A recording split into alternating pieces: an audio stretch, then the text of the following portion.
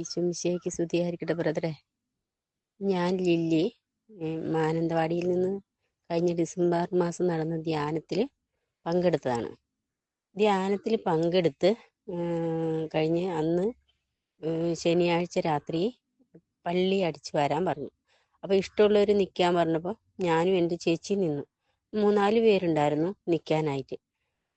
അന്നേരം ചൂലില്ല, ആകെ 2 ചൂലാണ് ഉണ്ടായിരുന്നത്. അപ്പം എൻ്റെ മനസ്സിൽ ഇങ്ങനെ എന്തായാലും ആൾക്കാരെ അടിച്ചു വരാൻ ഒരു ചൂല് കൊടുക്കാനുള്ള പൈസ കൊടുക്കുക ഇങ്ങനെ മനസ്സിൽ പറയാണ്. അപ്പോൾ അതൊക്കെ കഴിഞ്ഞ് പിറ്റേ ദിവസം ഞങ്ങൾ ധ്യാനമൊക്കെ കഴിഞ്ഞ് ഏറ്റവും ലാസ്റ്റാണ് ഞങ്ങൾ വന്നത്. അപ്പോൾ ബ്രദറിനെ കണ്ടിട്ട് ഞാൻ പറഞ്ഞു, ബ്രദറെ ഒരു ചൂല് വാങ്ങാനായിട്ട് ഒരു 500 രൂപ തരാമെന്ന് പറഞ്ഞു. അപ്പോൾ ബ്രദറും പറഞ്ഞു, ഇവിടെ ചൂലുണ്ടല്ലോ ഇഷ്ടം പോലെ. അപ്പോൾ ഞാൻ പറഞ്ഞു, ഇല്ല 2 ചൂലേ ഉള്ളൂ, പിന്നെ ഇതെന്തായാലും ചൂല് വാങ്ങണം എന്ന് പറഞ്ഞ് ഞാൻ നിർബന്ധിച്ച് 500 രൂപ ബ്രദറിന് കൊടുത്തു. ബ്രദറിന് കൊടുത്തപ്പോൾ ബ്രദർ ഇങ്ങനെ പ്രാർത്ഥിച്ചിട്ട് പറഞ്ഞു, ഇത് 10 ഇരട്ടിയായി തിരികെ കിട്ടട്ടെ എന്ന്. അങ്ങനെ ധ്യാനം കഴിഞ്ഞ് ഞങ്ങൾ ഇവിടെ വന്ന് പിറ്റേ ദിവസം തിങ്കളാഴ്ച, അതിൻ്റെ പിറ്റേ ദിവസം ചൊവ്വാഴ്ച രാവിലെ ഒരു ചേട്ടൻ വീട്ടിലേക്ക് വന്നു. അപ്പോൾ ഈ ചേട്ടൻ്റെ കയ്യിൽ ഒരു കവറുണ്ട്, നമ്മൾ ഈ തുണിയൊക്കെ വാങ്ങുന്ന ഒരു കവറാണ്. അപ്പോൾ അതിലിങ്ങനെ ഒരു തുണി ഇങ്ങനെ വെച്ച മാതിരിയാണ് നമുക്ക് തോന്നിയത്. കാരണം മോൻ്റെ കല്യാണം കഴിഞ്ഞിട്ട് 2 മാസമായുള്ളൂ. അപ്പോൾ എന്തെങ്കിലും ഗിഫ്റ്റ് തരുന്ന എന്ന് വിചാരിച്ചിട്ട് ഞങ്ങൾ ഇരുന്നു.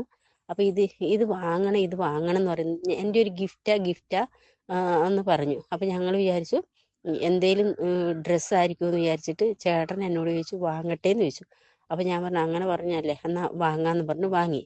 വാങ്ങിക്കഴിഞ്ഞ് ഇത് തന്നിട്ട് ഈ ചേട്ടൻ വേഗം തന്നെ അങ്ങോട്ട് പോയി. ഞങ്ങളൊരു ബന്ധു ചേട്ടനാണ് കേട്ടോ. ബന്ധു എന്ന് പറഞ്ഞാൽ ഒരു 31 വർഷം മുമ്പ് ഞങ്ങൾ കുറച്ച് സ്ഥലം വിറ്റായിരുന്നു. അപ്പോൾ ആ ചേട്ടൻ്റെ സ്ഥലം ഈ 2 മാസം മുമ്പ് ആ ചേട്ടൻ വിറ്റപ്പോൾ ചേട്ടന് എത്രയോ പൈസ കിട്ടിയെന്ന് തോന്നുന്നു. ആ പൈസ കിട്ടിയതിൻ്റെ പേരിൽ ആ ചേട്ടനൊരു സന്തോഷത്തിന് വേണ്ടിയിട്ട് ഞങ്ങൾക്ക് കൊണ്ടുതന്നതാണ് ഈ പൈസ. ഞങ്ങൾക്ക് അറിയത്തില്ല, ഞങ്ങൾ വാങ്ങൂലായിരുന്നു പൈസയാന്ന് അറിഞ്ഞെങ്കിൽ. തന്നു കഴിഞ്ഞ് ചേട്ടൻ വേഗം പോയി കഴിഞ്ഞ് ഞങ്ങൾ തുറന്നു നോക്കുമ്പോഴാണ് അതിൽ 2 ലക്ഷം രൂപ.